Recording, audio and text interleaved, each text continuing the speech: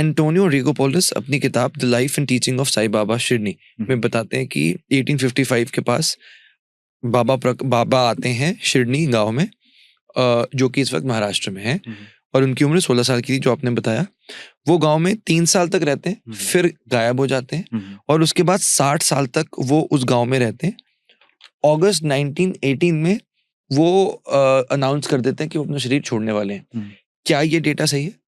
नहीं, अगस्त में नहीं है, लेकिन वो 2 साल पहले ही बोल देते हैं कि दशहरा मतलब 2 साल के बाद, वो भी किसी दूसरे भक्त के बारे में बोलते हैं कि ये 2 साल अगला दशहरा नहीं देखेगा, लेकिन वो भक्त रह जाता है, बाबा स्वयं चले जाते हैं। मतलब ऐसा तक लिखा है कि वो भक्त की जिंदगी को देने के लिए खुद चले गए। मतलब हाँ हाँ हाँ।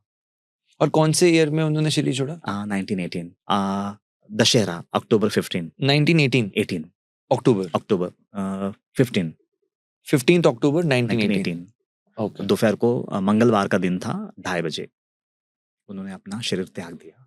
ओके। ऐसा मैंने कई बार सुना है कि जो हमने स्पिरिचुअल पॉडकास्ट किए हैं कि जब कोई बहुत ही ऐसे ही सोल्स होती हैं, तो जब उनकी सोल शरीर से निकलती है तो उनके सर से निकलती है, और हल्का सा खोपड़ी में क्रैक भी आ जाता है। ऐसा कुछ हुआ था उस वक्त? नहीं, ये ऐसा तो नहीं हुआ था, लेकिन बाबा महासमाधि लेने से 34 इयर्स बैक एक घटना घटती है कि एक दिन बाबा बोलते हैं कि मैं अपने प्राणों को ब्रह्मांड में चढ़ा रहा हूँ, तो 3 दिन तक मेरी शरीर की रक्षा करना, गाड़ मत देना। अगर मैं 3 दिन में वापस नहीं आ सका तो फिर मुझे दफना देना। और भी जगह भी बता देते हैं कि वहां दफना करके एक झंडा लगा देना। और फिर श्वास ऊपर चढ़ता है उनका, और वो एकदम निश्चेष्ट होकर के, बेहोश होकर के गिर जाते हैं। और अभी 1 रात बीतता है, 2 रात बीतता है, न नाड़ी चल रही है, न हृदय की धड़कन चल रही है, न श्वास चल रहा है। तो फिर सारे गांव के लोग बोलते हैं, भैया ये बचा नहीं है, गया है, ये गाड़ दो। और स्पेशली जो उनके खिलाफ थे वो तो पीछे ही पड़ जाते हैं, गाड़ दो। लेकिन एक मालसापति जिसको बाबा बोल के कह रहे थे 3 दिन तक मेरा वेट करना, वो बोलते नहीं, 3 दिन तक वेट करने के लिए बोला है, मैं तो 3 दिन वेट करूंगा।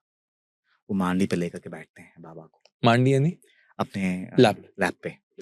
तो और फिर पूरी श्रद्धा के साथ 3 दिन तक वेट करते हैं। पहला नाइट गया, सेकंड नाइट गया, थर्ड नाइट गया, और फिर अर्ली मॉर्निंग ब्रह्म मुहूर्त में हल्का सा मतलब चलन शुरू हो जाता है, श्वास चलना शुरू हो जाता है, धड़कन थोड़ा सा, और फिर आहिस्ते से मतलब हाथ पैर हिलाते हुए उठ जाते हैं।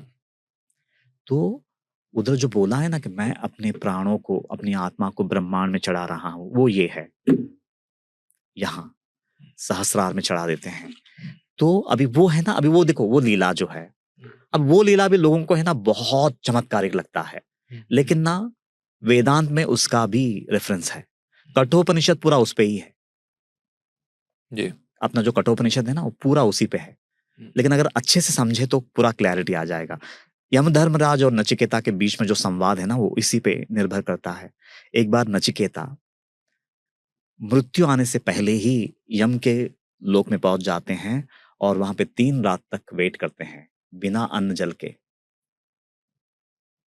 तो यमराज आते हैं कि अरे तुम कैसे आए यहाँ पे, तुम्हारा बुलावा तो नहीं था, तुम कैसे आए? तो वैसा ही आज बाबा यहाँ पे स्वयं गए हैं, यमराज का बुलावा नहीं आया है, वो 3 रात की जो मृत्यु है उसको स्वीकारा है।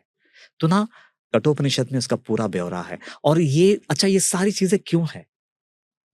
बाबा ने ये बताने का प्रयास किया है कि हे बंदे, एक दिन तुम सबको भी वो 3 दिन की मृत्यु को गले लगाना है और पूर्ण परब्रह्म बनना है।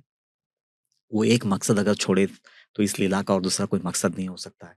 तो जो सदगुरु हर बंदे में वो पूर्णता देखना चाहता है, उसके बारे में हम क्या मतलब बोल सकते हैं?